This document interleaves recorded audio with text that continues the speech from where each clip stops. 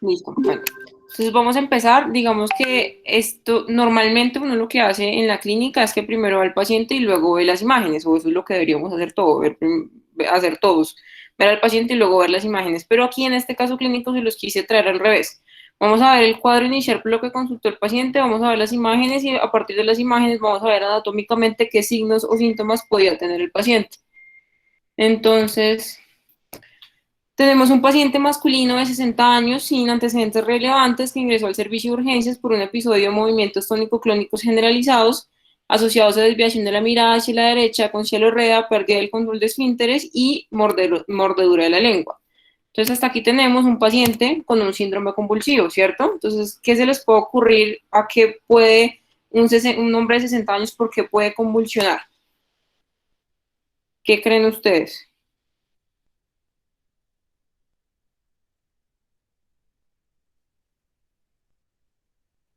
Puede ser por, digamos, trastornos hidroelectrolíticos o por hipoglicemias también o neuroinfecciones.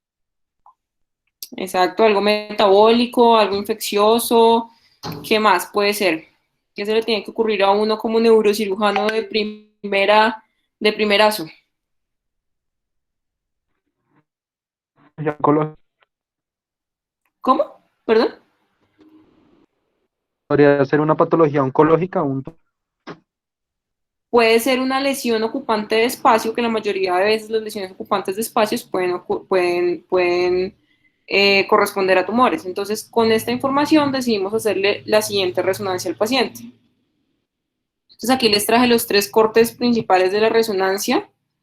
Este que estamos viendo acá, ahí ven mi mouse. El primero que vemos a mano izquierda es el corte axial, que es como si cortáramos el paciente de arriba hacia abajo. El segundo que estamos viendo es el corte sagital, que es como si lo cortáramos hacia la mitad. Y el otro es el corte coronal, este, el último, que es como si cortáramos al paciente de adelante hacia atrás, de anterior a posterior, para que me entiendan. Entonces ya ustedes revisaron un poquito de imágenes, me imagino, para la charla. Entonces, ¿qué les llama la atención? ¿Ven algo raro? ¿Algo de alguna forma diferente? ¿Algún aspecto diferente?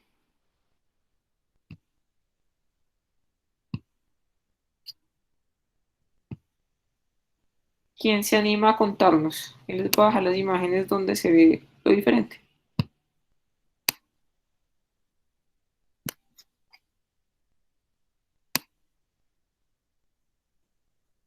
Entonces, ¿qué le ven de raro? ¿O qué le ven de diferente? ¿O ven todo como normal? Unas masitas hiperdensas. Ujú. ¿En qué lado? ¿El lado derecho o el lado izquierdo?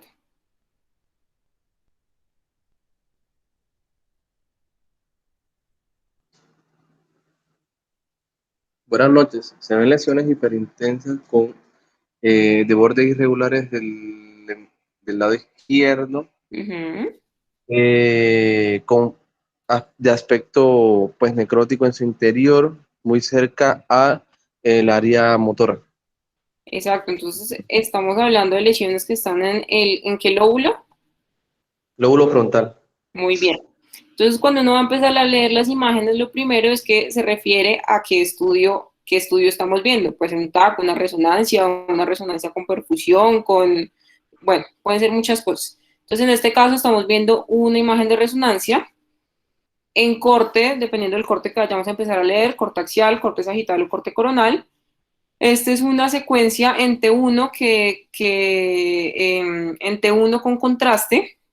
Entonces, como nos estaba haciendo el compañero, lo que vemos son unas lesiones en el lóbulo frontal izquierdo. Recuerden que en las imágenes diagnósticas, lo que estamos viendo hacia el lado derecho corresponde al lado izquierdo del paciente, porque es como si lo estuviéramos viendo en espejo, y lo que estamos viendo del lado izquierdo corresponde al lado derecho del paciente, que es como un espejo lo que estamos viendo. ¿Listo? Entonces, tenemos estas lesiones. ¿Cierto? Como lo decía la persona que habló, entonces son lesiones localizadas en el lóbulo frontal izquierdo que captan periféricamente o en anillo con el medio contraste, que me hablan de un centro necrótico.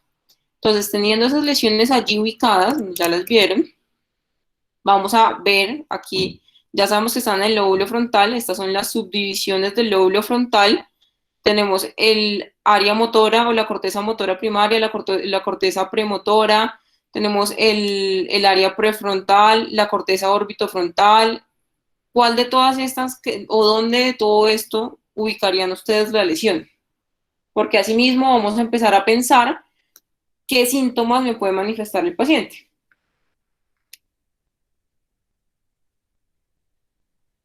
Entonces, ¿quién se anima?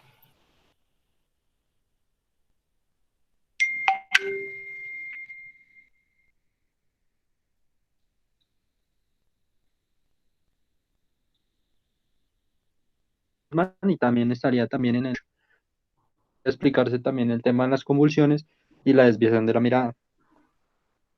¿Cómo? Perdón, se te escuchó solamente lo último. ¿Dónde dices tú que está localizada la lesión? Ya siendo un poco más específicos, no solamente decir el lóbulo frontal, porque el lóbulo frontal es muy grande, sino decir específicamente está en la corteza tal del lóbulo frontal o en el giro tal o qué piensan ustedes, o en el surco tal.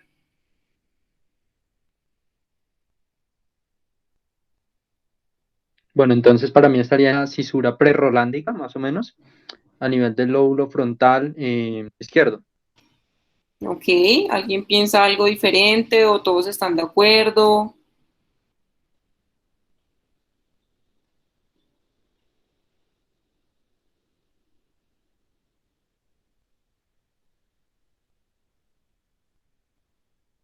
¿Todos de acuerdo? Entonces, sí, estamos localizando la lesión en la corteza motora primaria y en la corteza premotora principalmente. ¿Listo?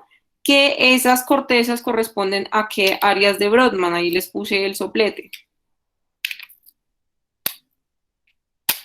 4 y sexta. ¿Cuál es cuál?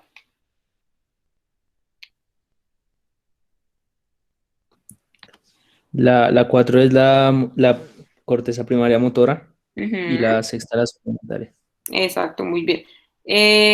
No es la corteza suplementaria porque esa es otra, sino la corteza premotora. ¿Listo? Entonces, porque el área motora suplementaria también se refiere a otra parte. Entonces, hay otra parte que no se las mostré acá, que también es importante, del lado izquierdo del paciente en la región frontal, que creen que qué afectación clínica pueda tener el paciente. ¿Ustedes qué creen? Aparte de la parte motora, porque es la corteza motora, eso pues, es evidente, pero hay otra cosa que no les puse aquí en la diapositiva que también pudiera tener afectado al paciente. ¿Ustedes qué creen que puede hacer?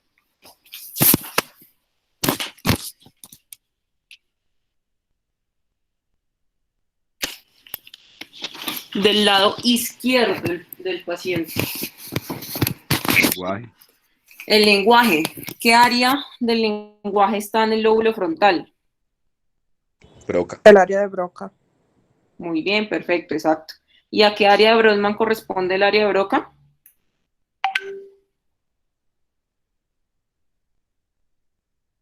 ¿Saben? O se la soplo.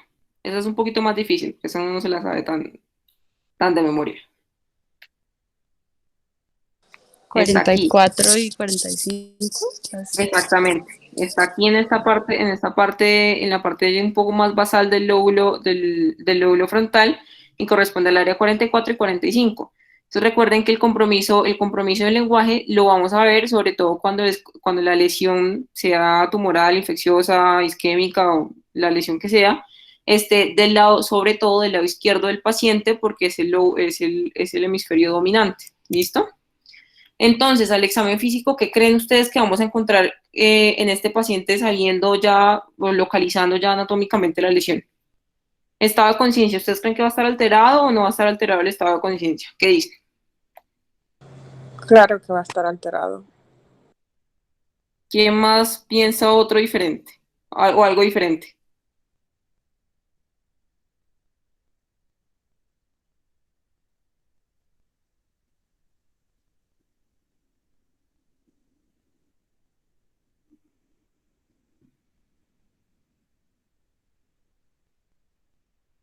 Digamos que en este caso en particular, el paciente cuando llegó, pues tenía una alteración del estado de conciencia porque acaba de tener una crisis convulsiva, pero per se por la lesión no va a tener una alteración del estado de conciencia porque no hay una afectación de la sustancia reticular activadora, que es la encargada de mantener el estado de conciencia, ni hay una lesión que sea bihemisférica, que son los otros casos en los que tenemos alteración del estado de conciencia. Entonces, per se por la lesión, solamente por la lesión, no debería haber alteración del estado de conciencia, solamente en este caso porque hay un cuadro convulsivo y el paciente seguramente que estaba en posictal cuando llegó.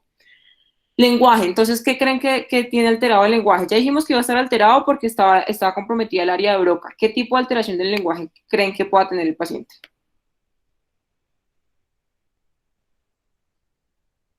Si solamente tiene el área de, quitando el estado de convulsión, si Broca está afectado y Wernicke no, el paciente lo que no va a poder es hablar correctamente o organizar correctamente las palabras. Pero sí me va a entender porque Wernicke no está afectado. Exacto, o sea, va a comprender el lenguaje, pero no va a poder emitir el lenguaje. Eso se llama una afasia motora o una afasia de Broca. Exacto, muy bien. La otra alteración que no es propiamente del lenguaje, sino de la articulación del lenguaje, que también pueden tener estos pacientes, es la disartria, porque también van a tener debilidad muscular y eso les genera disartria a los pacientes. Entonces, si tuviéramos la misma lesión pero el lado derecho, probablemente no tenga una afasia, sino solamente disartria. En cuanto a toda la parte de la esfera mental, pues puede tener múltiples cambios comportamentales que, pues digamos que no vamos a ahondar en esta parte. Los pares craneales, ¿ustedes creen que puedan estar afectados los pares? ¿Qué opinan? Por ahí alguien dijo algo de la desviación de la mirada. Ahí estamos entrando ya como en un poco más complejo, pero ¿qué creen que pueda pasar con eso? Dependiendo de la localización del tumor, porque si está, por ejemplo, más cerca del quiasma óptico, puede estar o afectando las fibras o haciéndole compresión. Ajá, sí, bueno, sí, digamos que si la lesión está en relación con alguna parte de la vía visual, pues va a tener una alteración visual directa. Pero en este caso me refiero a los movimientos oculares como tal, en la que no va a haber, o sea, es verdad, no va a haber un déficit de pares craneales como tal, pero yo sí puedo ver que el paciente pueda tener una alteración de la mirada conjugada, porque en la región frontal también está el control cortical de la mirada conjugada, entonces también pudiera haber una alteración en ese nivel. El tono y el trofismo del paciente, ¿cómo creen que va a estar? ¿El tono va a estar aumentado, disminuido, va a estar normal? Y la fuerza, esto digamos que tono, trofismo y fuerza uno normalmente los analiza en conjunto, y los reflejos. ¿Cómo creen que puedan estar si ya hablamos de que va a haber un compromiso motor porque la lesión está en el área motora? Bueno, como se leyó en el caso, él tenía convulsiones tónico-clónicas y van a estar hipertónicas. Listo, pero no, o sea, no mezclemos ya ahorita aquí el examen físico con la convulsión, que fue como, digamos, su motivo de consulta, sino un examen físico que le hagamos ya, no sé, a las 2 horas de que el paciente haya convulsionado y ya está alerta, orientado y ya entiende todo lo que le estamos diciendo. Entonces, ¿cómo creen que pueda estar la fuerza? Es verdad que está aumentada, pero ¿eso cómo se llama? O sea, sí está hipertónico, pero no se dice hipertónico. ¿Saben cómo se dice? Eri, muéstrales nuevamente la imagen para que se ubiquen en qué es lo que están, en qué A es la lo que imagen, están diciendo. la de la La, resonancia. sí, la resonancia. Déjales una imagen fija.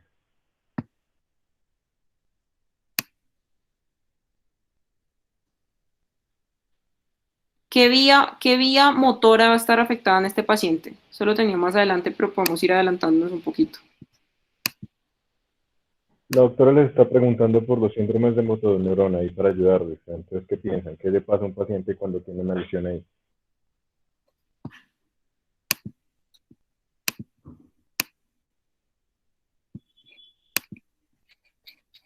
Ahí, ¿alguno le suena el tracto córtico-espinal? Buenas, ¿podrían repetir la pregunta que estoy teniendo problemas de conexión? Qué pena. Claro, la pregunta es, ¿cómo esperas tú en este paciente que tiene una lesión en el área motora que esté al examen físico, el tono, el trofismo, la parte de la fuerza muscular y los reflejos de este paciente? ¿Tú cómo crees que van a estar? Pues evidentemente el paciente estaría presentando un síndrome de motoneurona superior por afectación del el tracto corticoespinal descendente. Estamos hablando del lado izquierdo. Entonces debería tener hipertonía, hipertonía, hiperreflexia, paresia del lado derecho, sí, básicamente, y podría tener parálisis también, afectación de parálisis facial o desviación de la comisura labial, una parálisis facial central en estos casos. Exacto, muy bien. Entonces aquí el tracto que está afectado, o el principal tracto que está afectado, va a ser el tracto córtico-espinal. La única corrección es que normalmente cuando tenemos una alteración del tracto córtico-espinal, a la alteración del tono muscular no le decimos hipertonía, sino espasticidad.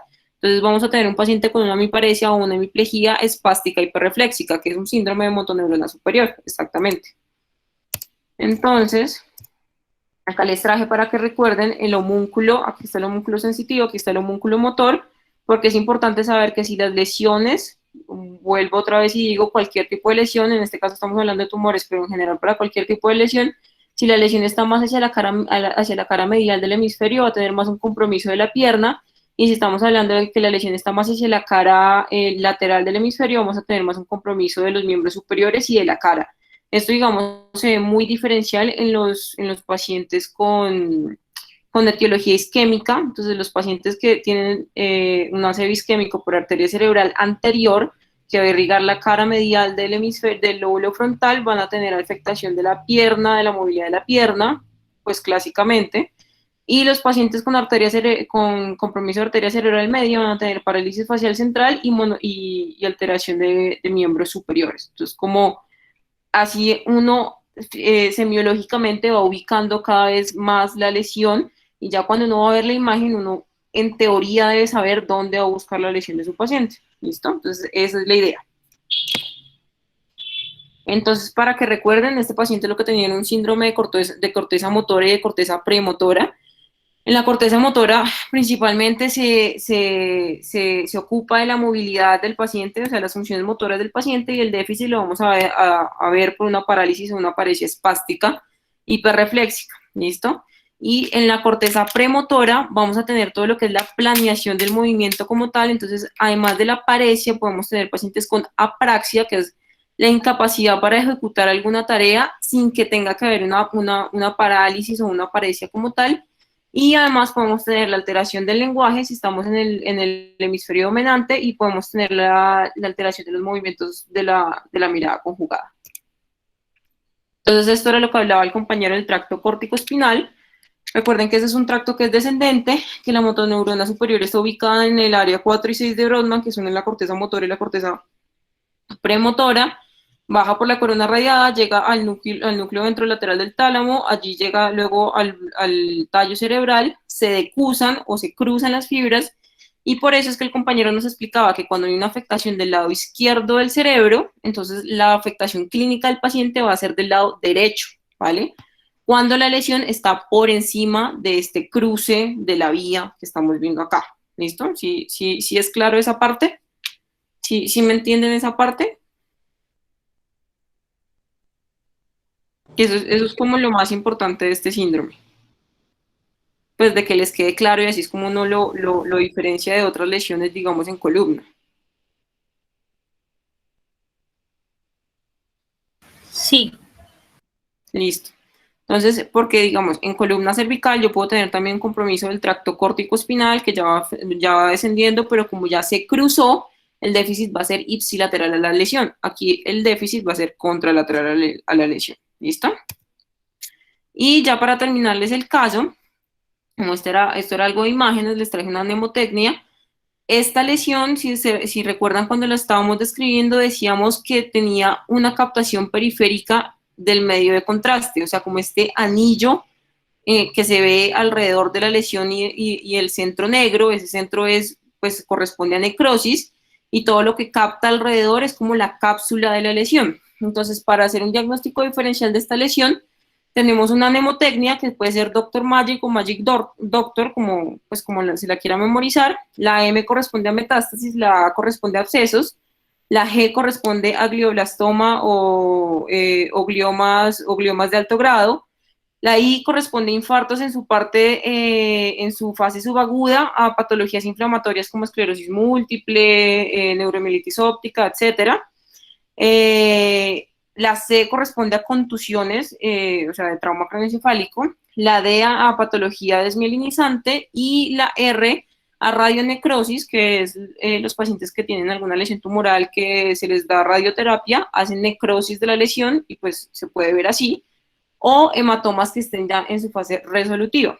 Nuestro caso correspondía a un glioblastoma, ya el paciente está en tratamiento, pero pudiera haber correspondido a todas estas o a todos estos diagnósticos diferenciales. Este era el caso que les traía el día de hoy. No sé si tienen alguna pregunta, alguna duda.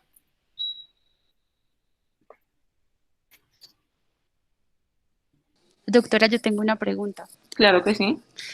Respecto a la parte de la alteración de la mirada conjugada, pues ya que no hay alteración en la parte del tallo o alguna parte de la vía, sino que es a nivel de la corteza, supondría que en el área 8, que es la que coordina esta parte, ¿cómo sería la parte clínica del paciente? O sea, ¿estaría comprometida la parte ocular izquierda o cómo sería la clínica? Allí entonces las parálisis, digamos que aquí ya se sale un poco el tema, pero las parálisis, este tipo de parálisis de la mirada conjugada se pueden dividir en tres tipos, en parálisis supranucleares o internucleares o parálisis nucleares. Entonces este tipo correspondería a una parálisis nuclear y la alteración de la mirada va a depender del tipo de la lesión, si la lesión es irritativa o si la lesión es ablativa. Si la lesión es irritativa como un foco epileptogénico, la mirada se va a desviar hacia el lado contrario de la lesión. Si la lesión es ablativa, como si fuera un infarto, o sea que ya no hay células, la mirada se va a desviar hacia el lado de la lesión. Entonces depende del tipo de lesión, va a ser la mirada hacia un lado o hacia el otro lado, eso tiene que ver con toda la parte de la vía que llega hacia el tallo cerebral. Listo, doctora, muchas gracias.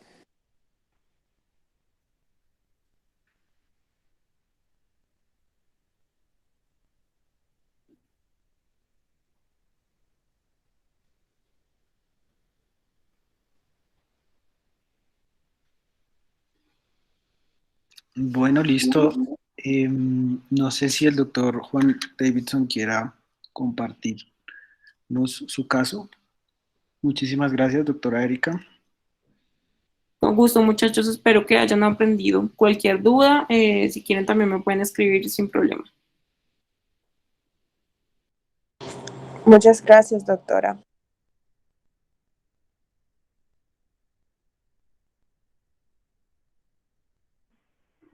Bueno, muchachos, ¿ahí están viendo en pantalla? Sí, señor. Perfecto. Bueno, el plan era presentarles, pues, en la parte de tumores. Obviamente también lo vamos a hacer como lo presentó la doctora Erika. Primero vamos a tener una historia clínica. Entonces tenemos un paciente de 50 años de edad con un cuadro de 20 minutos de evolución. Presenta un episodio de desorientación asociado desde hace aproximadamente una semana a anosmia. Adicionalmente, la familiar, la esposa, refiere que desde hace un mes lo nota más irritable, que no le da importancia a su higiene personal, está como con un ánimo plano. Entonces, ya con esta descripción, lo que les dijo la doctora Erika, ¿qué se imaginan? ¿Dónde puede tener la lesión este paciente? ¿Dónde la buscarían?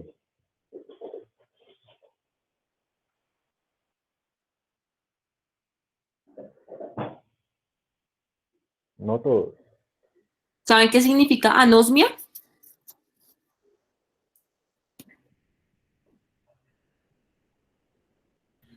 Es la pérdida del olfato. Exacto. Entonces, por ahí va un poco la clave. Si es el olfato, por dónde pasa el olfato, quién se encarga del olfato, cómo es la cosa.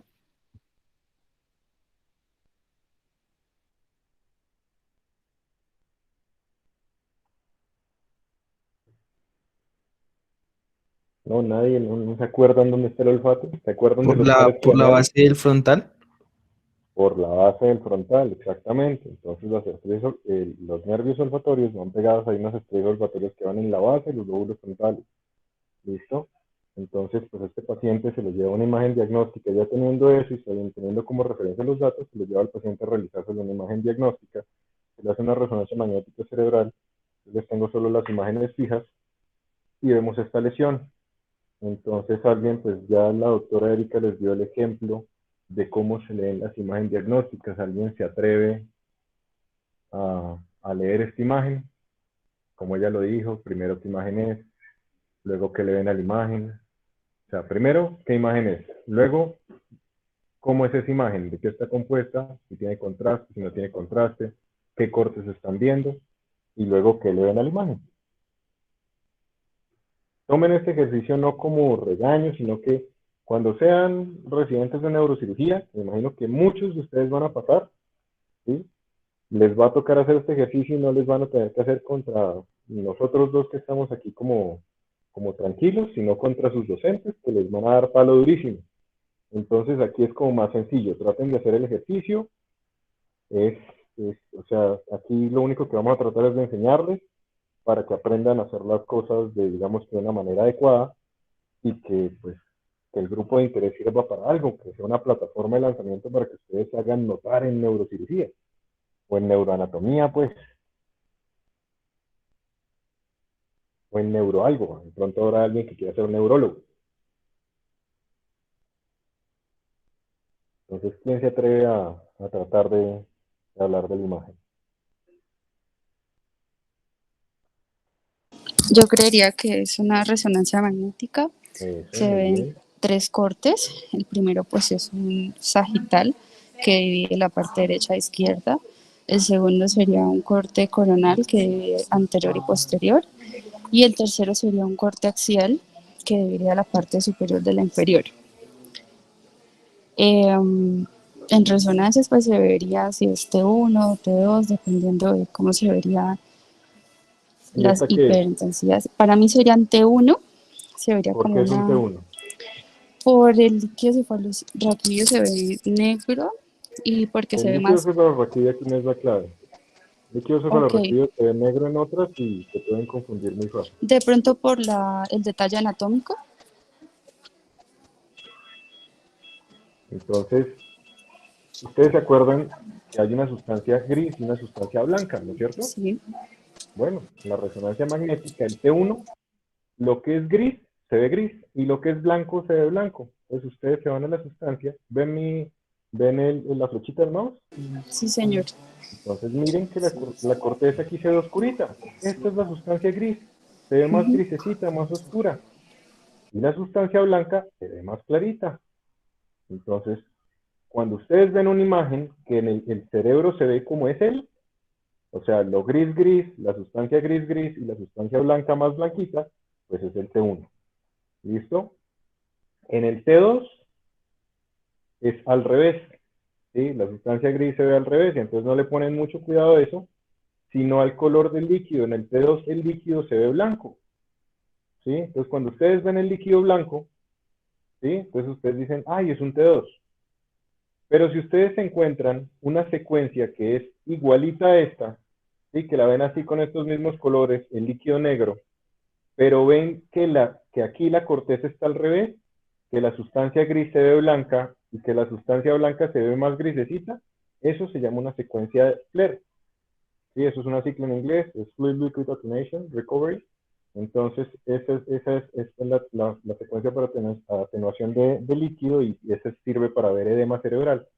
Que seguramente si la doctora Erika nos hubiera mostrado un FLAIR en la anterior, se le hubiera visto edema alrededor de esas lesiones, se le hubiera visto como blanquito alrededor de esas lesiones, y sería lo que nos indica que esa lesión pues está generando que se hincha el tejido alrededor. Lo mismo en este meningioma, ¿sí? ¿Por qué les digo que es un meningioma? Porque eso es otra de las características de estas lesiones. Bueno, pero ahorita les cuento. Entonces ibas bien, perfecto, es un T1. ¿Qué más tiene? ¿T1 y qué es? Doctor, yo creo que es contrastada. Exacto, es contrastada. ¿Por qué es contrastada? Pues se tratan de visualizar, por ejemplo, en el corte sagital veo más como la hiperintensidad, el recorrido como de las arterias. Exactamente. Pero eso no es lo más importante en las secuencias contrastadas, ¿listo? Eso es un error también muy común. Todo el mundo piensa que porque las arterias se vean blancas, entonces tiene contraste. Y eso le pasa hasta a los neurocirujanos. De hecho, uno de mis profesores, que publica mucho en internet, si ustedes lo conocen, no voy a decir el nombre, peleó una vez conmigo que porque él me dijo que él tenía una secuencia contrastada y que me había mandado una secuencia contrastada para presentar. Para desgracia de él, yo en ese momento estaba pasando por radiología y tenía todo muy claro. Una de las cosas que uno ve en las secuencias que tienen enlentecimiento de flujo, ¿sí? Si ustedes tienen el flujo sanguíneo muy lento, también ven los vasos blancos, y no quiere decir que tengan contraste, solamente que el flujo está lento. La única forma de mirar el contraste, hay varias formas de ver el contraste. Uno es irse a los senos paranasales. Los senos paranasales captan el contraste mucho, ¿sí? Y si ustedes ven aquí y ven un T1 normal, los senos paranasales los van a ver negritos. En cambio, en esta se ven blancos, blancos, blancos. Eso quiere decir que esta secuencia es contrastada. Es la forma más fácil de saberlo. Se van a los senos paranasales y si ven los senos paranasales blancos, es contrastada. ¿Sí? Para que no se enreden. Es la más fácil. Eso, mejor dicho, van a la fija. Y la otra cosa es no se vayan a enredar con la glándula pineal. Así como ustedes tienen con la hipófisis. Entonces, la hipófisis, en su porción posterior, se ve brillante en T1, se ve hiperdensa en T1, pero es porque es una secuencia, ¿por qué? Porque en T1 las glándulas se ven, o sea, las glándulas, las cosas que tienen más grasa y más proteínas se ven blanquitas. Y como sabemos, pues es una glándula. Entonces se la ve blanquita. Entonces no vayan a decir es contrastada porque es que le veo la hipófisis más blanca, no. No es la razón. Entonces es contrastado porque ven los senos paranasales blancos. ¿Listo? Esa es la forma más fácil de hacerlo. ¿Listo? Pues bien, sigue ahí. Eso es como tip para que lo tengan ustedes ya más adelante y ya saben esas cosas. ¿Qué más le ven aquí? Pues se ve una sola lesión ocupante, bastante circunscrita en la parte del surco olfatorio. ¿Cómo capta el contraste esta lesión? O sea, si esta lesión la viéramos, eso es otra cosa.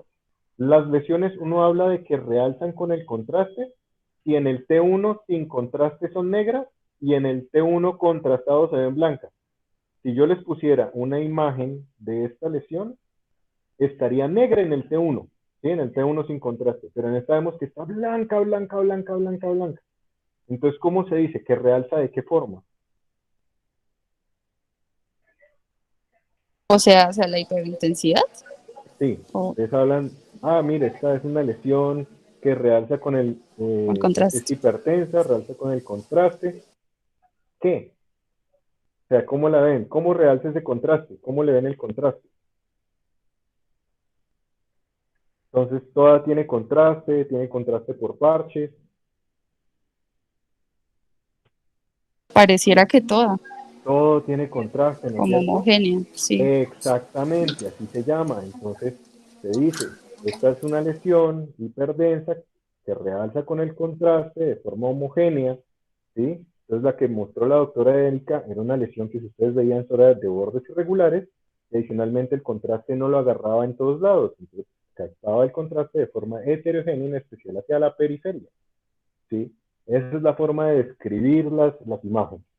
¿Listo? Entonces, muchas gracias, doctora. Entonces, aquí les cuento. Tenemos una paciente que tiene una imagen de resonancia con información T1 contrastada, tiene una lesión en el surco olfatorio, muy probablemente dependiente de las meninges en esta localización, y es una lesión que realza ávidamente con el contraste de una forma homogénea, que se encuentra localizada en la región medial y se expande hacia ambos lóbulos frontales, desplazando las estructuras adyacentes. ¿Estamos? ¿Les suena así? ¿Les gustó la descripción? Así tienen que escribir una imagen de resonancia cuando estén ya con sus profesores grandes en una revista. Porque ellos lo que quieren es que hagan ese ejercicio, y ese ejercicio lo van a tener que repetir y repetir y repetir durante toda su carrera, para que al final medio lo digan así a las patadas como yo lo dije. Obviamente un radiólogo lo dice mucho mejor, ¿sí? Pero eso es lo básico que deben saber más o menos. ¿Listo? Bueno, entonces, ¿cómo nos estábamos mirando esto? Pues, ¿qué características tenemos? Tenemos un síndrome frontal. ¿Alguien me puede decir qué es un síndrome frontal?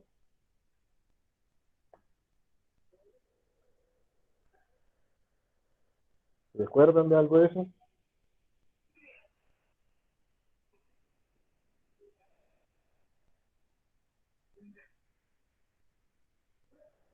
Bueno, entonces, como escucho bastante silencio, me imagino que no lo tienen todavía, no se acuerdan de eso, pero seguramente ahorita que les hable se van a acordar de qué era el síndrome frontal y por qué, porque al final tenemos una historia para que se acuerden toda su vida de qué era el síndrome frontal. Entonces, básicamente tenemos que empezar por la anatomía del cerebro, ¿sí? Ya la doctora Erika les dio pues una charla introductoria, les contó cómo es la anatomía, les dijo cuáles eran las áreas, ¿verdad? Entonces, inicialmente, pues vamos a tener que la anatomía del lóbulo frontal, vamos a tenerlo dividido en tres partes grandes, tres partes funcionales grandes, que van a ser corteza motora primaria, que ya nos los dijo la doctora Erika, que cuál es el área de Brodmann, ¿alguien me recuerda? 44 y 45. No, motora primaria, no estoy hablando, esas son las Qué áreas de pena, le Broca. entendí la de Broca. La motora primaria es la 4. Motora primaria es la 4. Corteza motora suplementaria, ¿cuál es?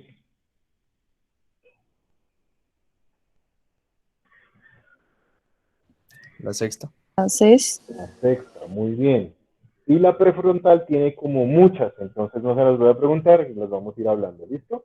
Entonces, y la corteza prefrontal a su vez, ¿sí? Se va a dividir en otras tres cortezas, ¿sí? Entonces vamos a ver con esa corteza prefrontal, orbitofrontal, dorsolateral y ventromedial, ¿listo? Esas tres cositas que se dividen ahí, también en cambio tienen todas las cosas que le dijo la doctora Erika, yo solamente se las voy a mostrar, ella ya les mostró las imágenes. Denme un segundo.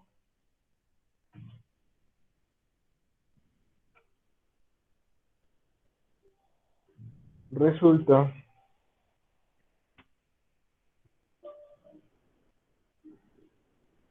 ¿ahí están viendo?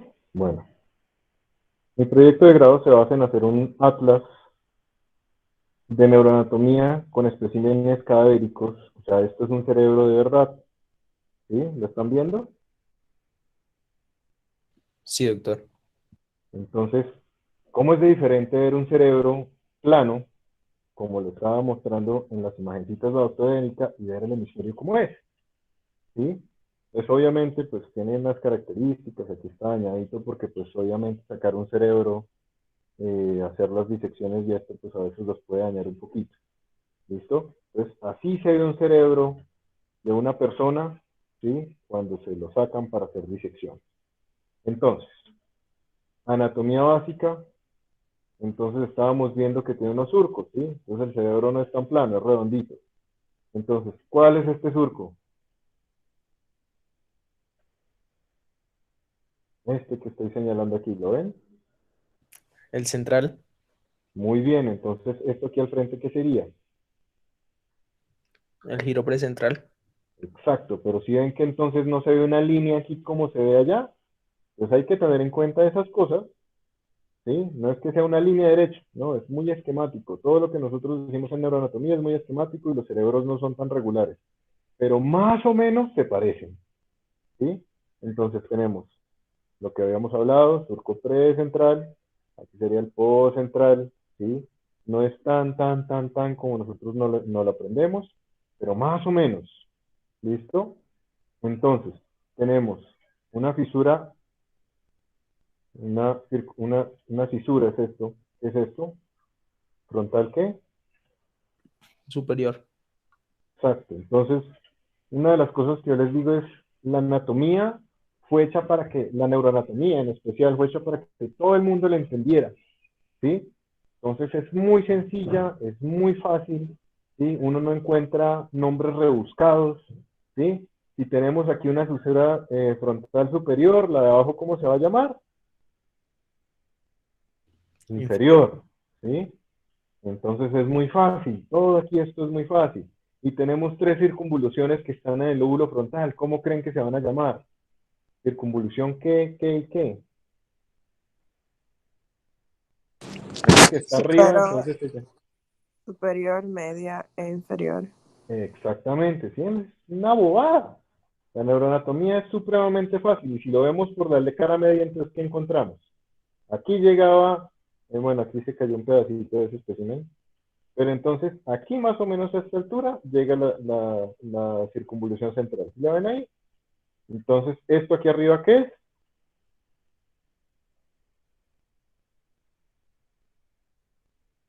Está superior, está frontal y por encima ¿qué?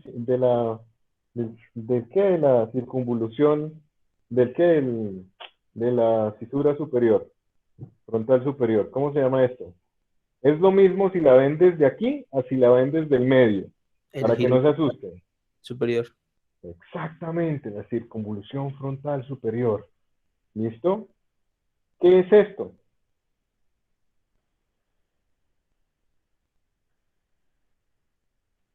Una estructura densa, compacta, ¿qué otra? El El cuerpo cuerpo calloso. calloso. Exactamente, muy bien. ¿Qué es esto que va arriba? ¿Qué va encima del cuerpo calloso? Hay una circunvolución que le da la vuelta. ¿Cómo se llama? La cíngula. Cíngulo. Convolución del cíngulo, muy bien.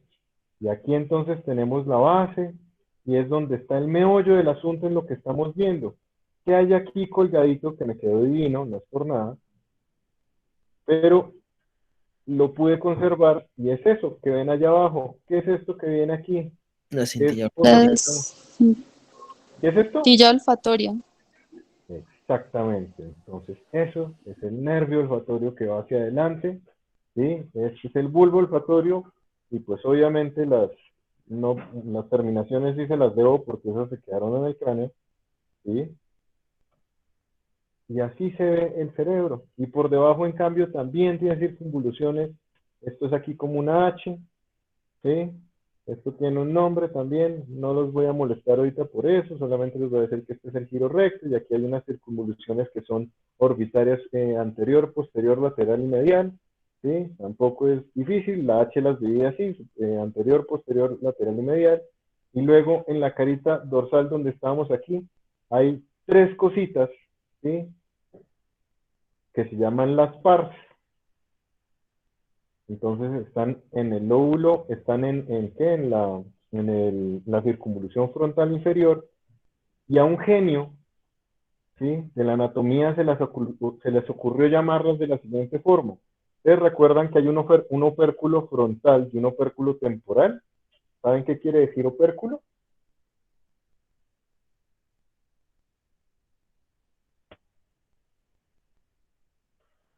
¿No?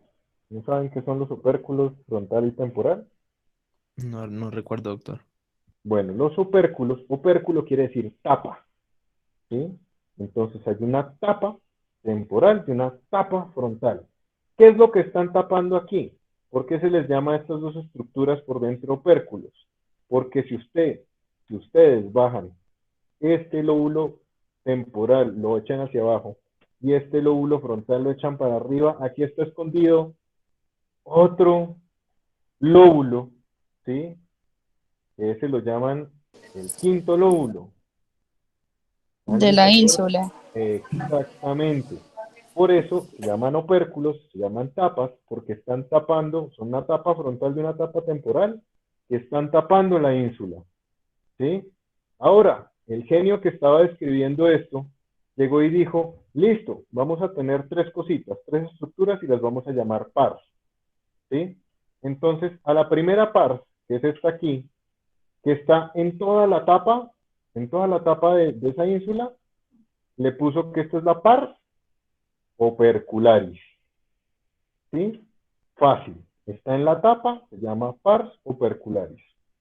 Luego venía otra aquí que parece un triangulito. ¿Sí la ven?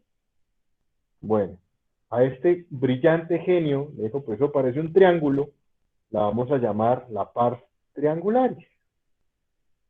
Y entonces dijo, y entonces este otro pedacito que está aquí adelante, ¿sí? Si ya tengo opercular, triangular, y tengo otro aquí que está encima de la órbita, ¿sí? Porque si ustedes ponen esto encima, aquí van a tener la fosa media, la órbita y la fosa anterior. Entonces, a este pedacito que estaba encima de la órbita, pues le puso la pars orbitaria. Y ya, completamos todo el lóbulo frontal. Y estoy seguro que si les da por volverlo a repetir, se lo saben todo. Ya, eso no tiene ciencia, estas son todas las estructuras que hay ahí. Y así no lo sabemos los neurocirujanos, ¿sí? Obviamente no lo sabemos cortándose el cerebro en pedazos, pero pues eso es ya otra cosa y eso es más avanzado y lo van a ver más adelante. Ahora, las estructuras que yo les mencionaba van a tener en relación ¿qué? La corteza prefrontal, ¿sí? Va a estar en relación a posteriormente ustedes pasan corteza motora primaria, corteza motora suplementaria, que estaría aquí adelantico. Todo este pedazo de aquí adelante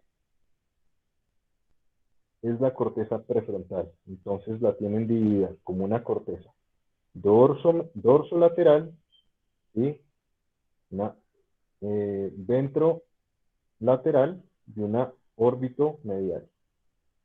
¿Sí? Esos son los que están hablando ahí. ¿Sí? Entonces, ¿qué es el síndrome frontal? Básicamente, ustedes tienen que, dependiendo de las áreas que ustedes vayan a afectar aquí, pues van a tener un daño diferente. Entonces, si tenemos un daño aquí en las áreas 10, 11, 47, ¿sí? Que van a tener en relación con el cíngulo, el círculo, la circunvolución del giro recto en la parte inferior. Obviamente, si hay un daño en esta pues, localización, vamos a tener un daño del nervio olfatorio. Lo que vamos a tener es un cambio de la personalidad de la persona, ¿sí? Entonces, ¿qué cambios van a encontrar en una persona que tiene esto? Entonces, una persona que va a ser más hostil, más agresiva, va a comenzar a tener comportamientos irracionales, ¿sí? Como salir en pelota a la calle, es una persona que es mucho más grosera, ¿sí? Se agarra por cualquier cosa con la gente, ¿sí? No tiene pelos en la lengua para decirle nada a nadie y se los va diciendo de frente, ¿sí? Entonces, esto, la parte orbitomedial, ¿sí? Ventromedial, en esta localización va a estar todas estas cosas que hablamos del juicio, ¿sí? El raciocinio y el comportamiento de la persona, como la personalidad de una persona. Y hacia la parte más posterior, ¿sí? En la corteza vamos a tener más con lo que tiene que ver con la ejecución de ideas y de planeamiento como de pensamientos que ustedes tengan, ¿sí? Si ustedes van a realizar una idea, si ustedes tienen la iniciativa para empezar un proyecto, para tener cosas, pues esta es la localización de eso. Entonces esto les permite a ustedes que cuando ustedes digan, ay, no, es que me voy a dedicar a estudiar neurocirugía, entonces lo sigan haciendo, y no que lleguen van a presentar el examen, no, yo ahora quiero estudiar psicología, o quiero cambiarme de medicina y quiero hacer derecho, ¿sí? Entonces, eso le pasó a un personaje, ya les voy a contar quién es, y ustedes después de que se aprendan esa historia no se les va a olvidar nunca el síndrome frontal. Y la otra corteza, pues lo que tenemos en relación con la parte del lenguaje, que ya lo hablaron con la doctora Erika, ¿listo? Ya no le vamos a echar mucha cuestión a esto, porque también nos extendemos mucho. Ahora, un segundo, vuelvo a compartirles la presentación. Entonces, no sé si ustedes se acuerdan de esta historia. ¿Ustedes se acuerdan de este caso? Seguramente lo vieron en psiquiatría o lo vieron en neurología, ¿sí? El famosísimo caso del señor Phineas Gage, ¿sí? Que pues para recordarles la historia, ¿sí? Entonces pues, alguien me va a ayudar aquí a leer, ¿sí? Ahí está el caso, si alguien me ayuda a leerlo para que todos lo escuchen y se acuerden de qué fue lo que le pasó. Un voluntario, es solo leer. Phineas Gage, de 25 años de edad, trabajaba como capataz de un grupo de hombres que construían la línea férrea entre Rutland y Burlington, en el estado de Vermont, situado en la zona de Estados Unidos de América conocida como Nueva Inglaterra. Se encargaban de abrir camino en terrenos rocosos por donde debía pasar la línea del ferrocarril. El miércoles 13 de septiembre de 1848, a las 4:30, en los alrededores de Cavendish, tuvo lugar el fatídico accidente. Como tantas otras veces, Gage y sus hombres efectuaron una profunda perforación en la roca, la llenaron de pólvora y la apisonaron con una barra de hierro. Sin embargo, en esta ocasión, la fricción de la barra con la roca provocó una chispa y se produjo una detonación. La barra de hierro salió expulsada a gran velocidad, impactando con el rostro de Gage, penetrando por la mejilla izquierda y atravesando la parte frontal de su cráneo. Cage cayó al suelo, pero a los pocos minutos comenzó a reaccionar ante la sorpresa de los presentes. Sus hombres lo llevaron hasta el hotel de Sir Joseph Adams en Cavendish, bajó de la carretera por su propio pie y se sentó en la entrada de la casa. Estaba consciente y era capaz de relatar a los presentes las circunstancias del accidente.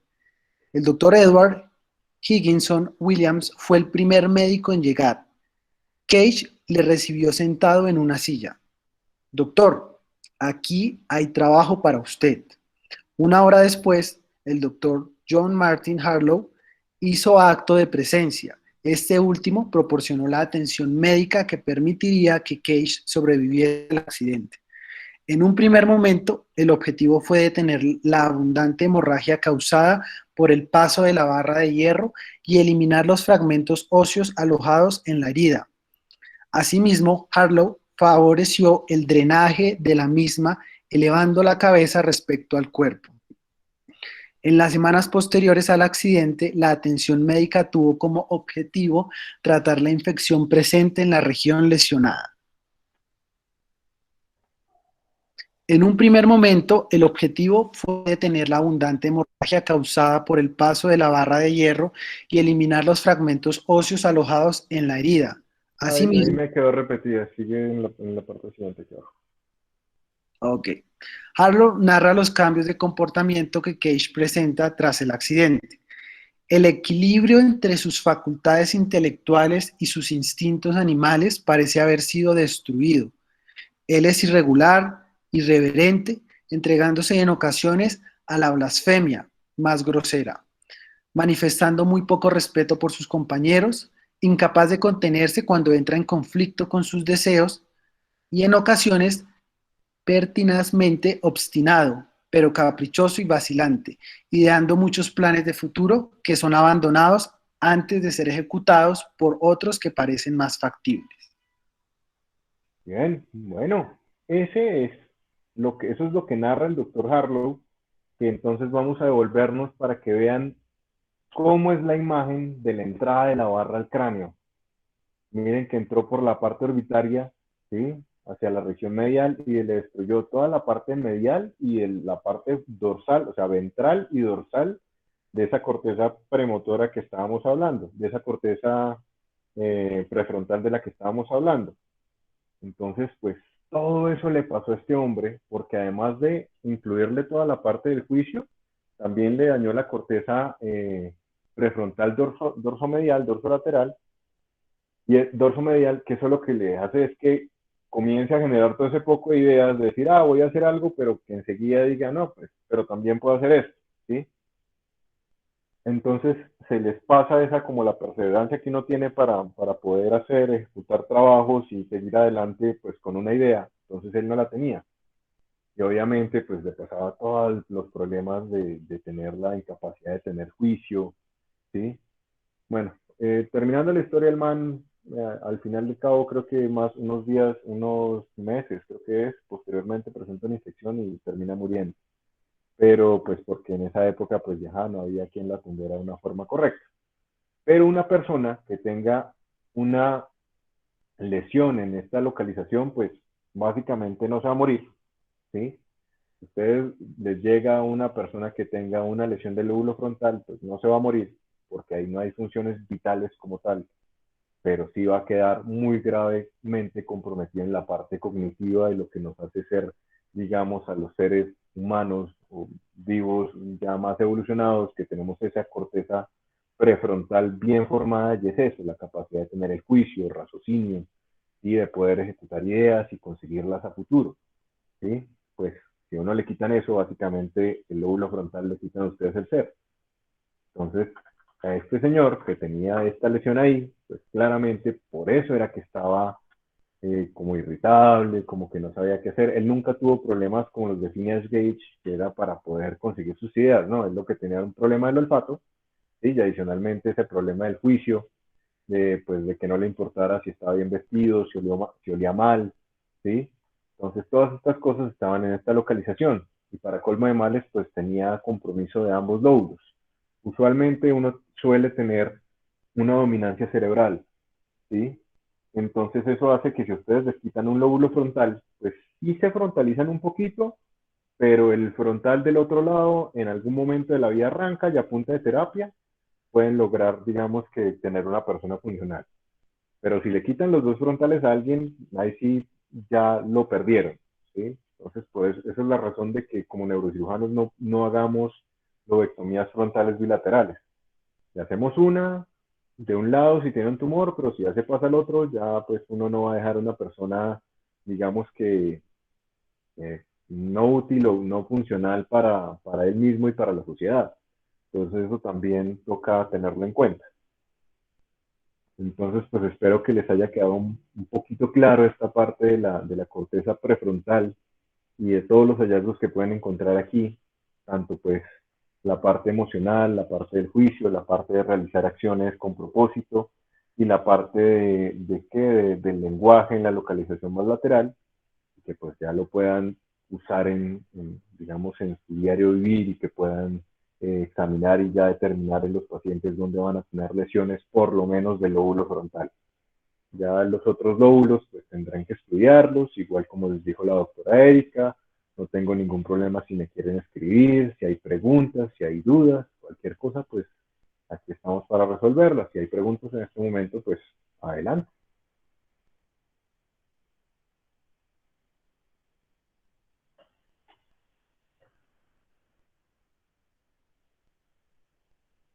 Doc, de pronto podrías hablarnos sobre el porcentaje de localización, digamos que es frecuente encontrar esta lesión que sería un meningioma en la parte olfatoria.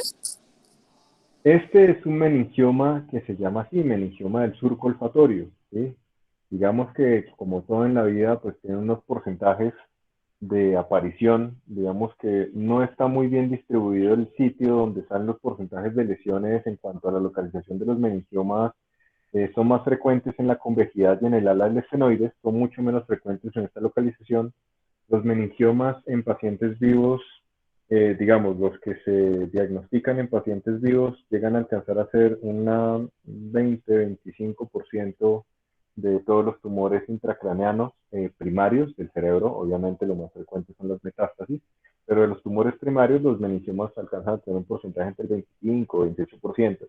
Pero cuando, en una serie de casos que se hizo, cuando ustedes ven pacientes que han muerto, pues los meningiomas son mucho más prevalentes, si uno cuenta las personas que se murieron, porque muchas personas mueren con meningiomas y no es la causa de la muerte, sino que pues a uno le sale un meningioma, es un tumor benigno, y uno lo tiene ahí, mientras él no crezca lo suficiente como para causar síntomas, el cerebro se va acomodando. Esa es otra cosa que muy bien que me lo contó, me hizo acordar, y es eso, la razón de que este hombre tuviera esta pepa de este tamaño, y que muy probablemente no le hizo síntomas, sino hasta que estuvo de esta proporciones, porque el cerebro, si ustedes al cerebro le dan espacio despacito y lo van acomodando, él se deja rechazar y él es como una esponjita y se va separando, separando, separando, hasta que ya llega a un punto en donde ya no puede tolerar más la compresión y comienza a dar síntomas.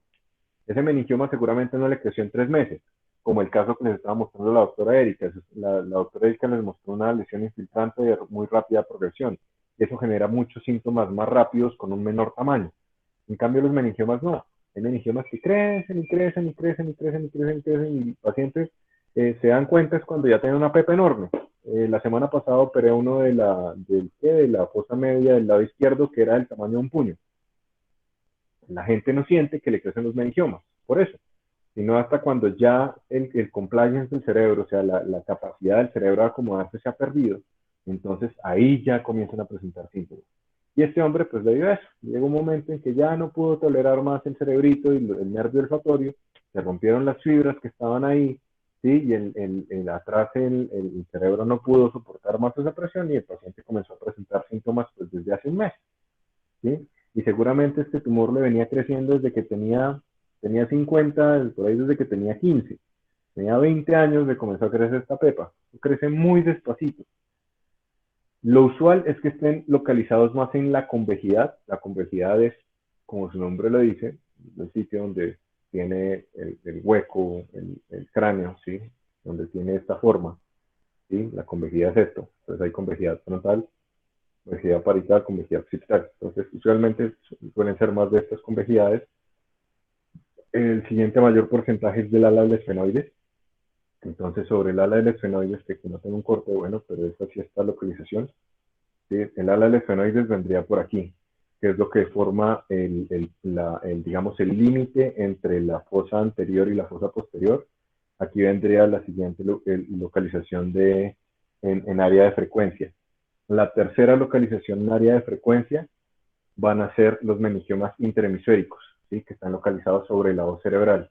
Y después de eso ya vienen los menos frecuentes, van a estar los del surco olfatorio, van a estar los de la fosa posterior, van a estar los meningiomas de la unión cráneoencefálica, de la unión cráneocervical, que aquí también salen meningiomas, hay meningiomas, o sea, pueden salir donde haya aracnoides, pueden salir meningiomas. Entonces, eso es otra cosa, también dato curioso para cuando les pregunten de qué célula salen los meningiomas. ¿Algunos saben?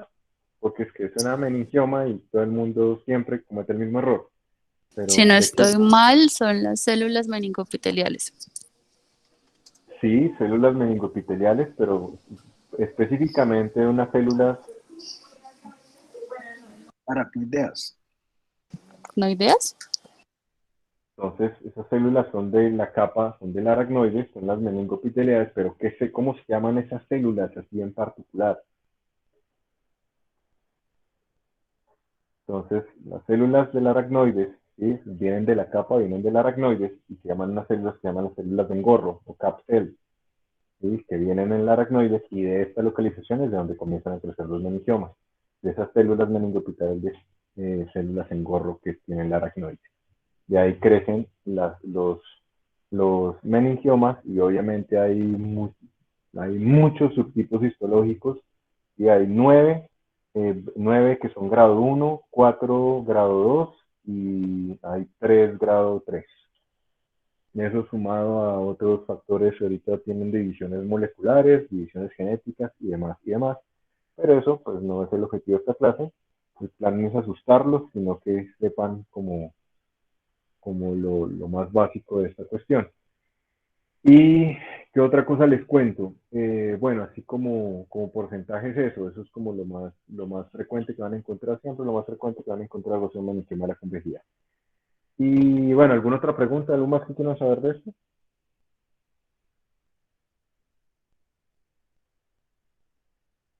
¿Todo clarísimo?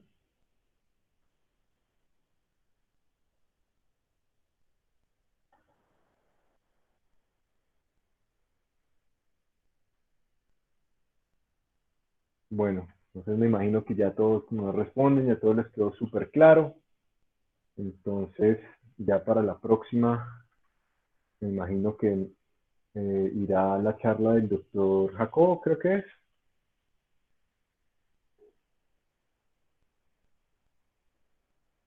Bueno, otra cosa que tal vez se podría agregar es que normalmente afecta más en proporción a las mujeres que a los hombres, y eso es a raíz de que normalmente son tumores que expresan receptores estrogénicos. Eso, es un dato muy bueno. Bueno, yo creo que eso fue todo por hoy. Espero que les haya quedado claro, que les haya gustado. Cualquier cosa, como decía la doctora Erika, si tienen dudas, nos pueden escribir. Le dicen a Teo, les da nuestro número, no tengo ni idea, y nos escriben. Y pues ahí si tienen cualquier cosa en los que les podamos ayudar, pues no hay ningún problema. Muchísimas gracias, doctores. Yo pues también habíamos traído otro caso, pero pues por aras del tiempo, no creo que nos vayamos a detener a analizarlo, pero sí me gustaría pues mostrarles el caso. Mm, y ya para terminar, al menos que pues veamos la imagen y hagamos pues la correlación clínica. Entonces les voy a compartir aquí pantalla.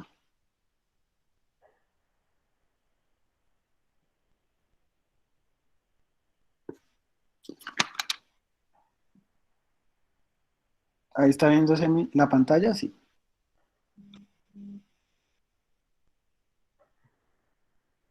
Sí, Teo, ese ve perfecto. Bueno, listo. Entonces, pues de manera rápida y concreta, pues trae este caso un paciente masculino de 10 años de edad con un cuadro clínico de 2 semanas de evolución consistente en una cefalea holocraniana opresiva de intensidad 5/10, constante y sin síntomas asociados prodrómicos.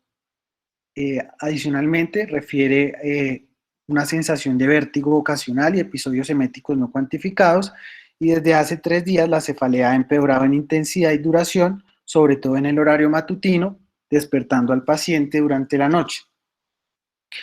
Es llevado al servicio de urgencias porque la mamá refiere verlo desde el día de hoy con dificultad para caminar, marcha tambaleante, de predominio hacia el lado derecho y movimientos torpes.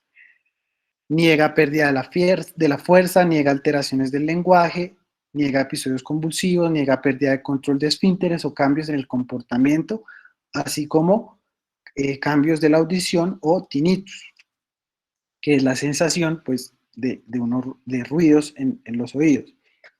Hasta este punto, ¿qué sospecha clínica basados en la enfermedad actual, en los síntomas referidos por el paciente y el familiar, dónde ubicarían la lesión?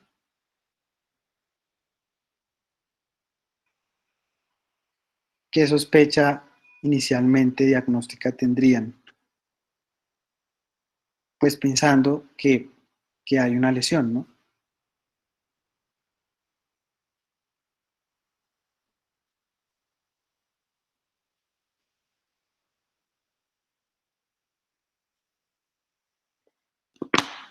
Bueno, entonces al examen físico, dentro del examen neurológico, bueno, el paciente tenía unos signos vitales dentro de límites de normalidad, sin embargo, tenía tendencia a la somnolencia, respondía al llamado y una vez se interactuaba verbalmente con él, obedecía órdenes sencillas, tenía un lenguaje que era fluido, que era coherente, comprensible, y sus funciones mentales superiores no parecían tener alteraciones.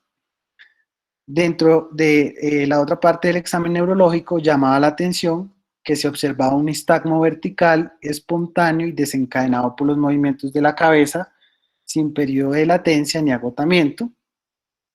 Tenía una isocoria, el tamaño de las pupilas, el diámetro de las pupilas era simétrico, de 3 milímetros, con reflejo fotomotor directo y consensuado presente, y no tenía alteraciones en los pares craneales. La fuerza estaba conservada 5 de 5 en 4 extremidades, así como el tono y el trofismo eran conservados y simétricos. Los reflejos eran normales, 2 cruces sobre 4 generalizados, y no había presencia de reflejos patológicos. Dentro de las maniobras de coordinación, para evaluar la coordinación, la parte de la coordinación estática estaba conservada, y la parte de la coordinación cinética llamaba la atención una dismetría derecha con una alteración en la prueba de dedo-nariz-dedo y rodilla-talón-rodilla. En la marcha tenía aumento del polígono de sustentación y distanciamiento de los brazos del tronco con lateropulsión hacia la derecha. No habían movimientos anormales, ni rigidez bucal, ni signos de meningismo. Ya teniendo estos hallazgos al examen físico y examen neurológico, ¿alguno de ustedes podría tener más o menos una impresión diagnóstica de en qué lugar podría estar la lesión? Yo creería que de pronto pudiese corresponder a una lesión cerebelosa por el hecho del nistagmus, de la dismetría y como la parte del polígono de sustentación. O sea, no. Ok, exacto, efectivamente. Entonces este es un paciente al que, dado el cuadro clínico, se llevó a una resonancia magnética. Ustedes lo que están viendo acá son unos cortes axiales de una resonancia magnética en T2. ¿no? Los cortes van de arriba hacia abajo, e inicialmente en el compartimento, el cerebro el encéfalo está compartimentalizado y eso es a raíz de los repliegos que tiene la dura madre en inicialmente dos compartimentos, uno que se conoce como supratentorial, que es el que queda por encima del tentorio, y el supratentorial en uno derecho y otro izquierdo por lados del cerebro.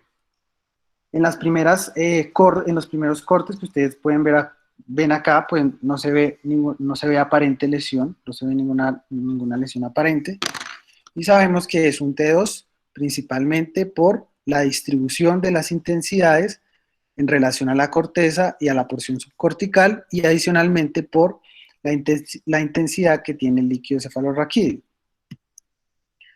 Ya en cortes más caudales se empieza a ver la aparición de una lesión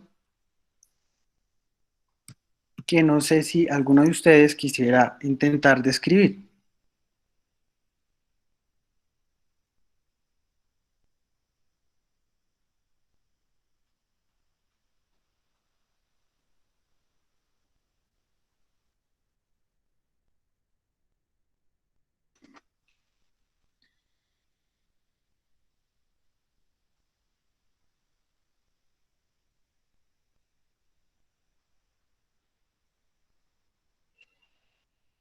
Bueno, entonces, como les decía, esto es una resonancia magnética, es un corte axial de imágenes ponderadas en una secuencia de T2. Se evidencia una lesión que es intraaxial, que es, voy a poner acá, que es hiperintensa, infratentorial derecha, tiene una aparente extensión hacia la porción basal del lóbulo occipital ipsilateral y adicionalmente está acompañada de lo que parece ser un proceso quístico circundante que está dado por áreas de hiperintensidad que tienen la misma intensidad que el líquido cefalorraquídeo. La lesión, si ustedes pueden ver, compromete principalmente al hemisferio cerebeloso derecho y tiene un efecto que se puede mucho mejor en esta secuencia, que es un T1, tiene un efecto de masa sobre el tallo cerebral y hay una obstrucción parcial del acueducto de Silvio y desplazamiento y colapso del cuarto ventrículo que no condiciona signos de hidrocefalia aguda, que se verían en este caso en la secuencia de T2 como la presencia de flujo trasependimario, que no se ve a nivel del sistema ventricular. Entonces, para pues, resumirles la historia y en aras del tiempo, este es un caso de un paciente con un astrocitoma pilocítico. El astrocitoma pilocítico es la principal lesión infratentorial benigna en niños y pues fue un caso que tuvimos y pues lo quise traer acá a colación. Entonces, pues, no sé si tengan dudas.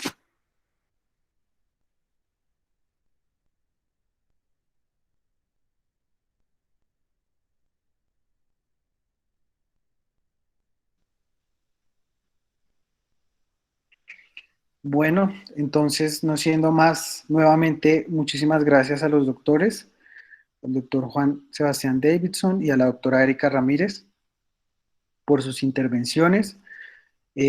Cualquiera de los participantes que tenga pues la intención de generar preguntas y establecer pues preguntas y resolver dudas con los doctores, pues con mucho gusto les puedo pasar el teléfono de ellos. No siendo más, pues muchísimas gracias por acompañarnos nuevamente. La otra semana estaremos con el doctor Jacobo, el cual nos va a dar una charla sobre tumores del sistema nervioso central, su clasificación en función de pues, sus características histopatológicas, moleculares y genéticas.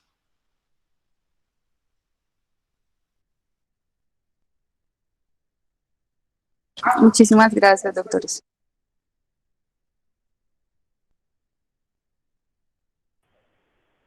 Con gusto, que estén muy bien, que pasen buena noche. Hasta luego. Que descansen.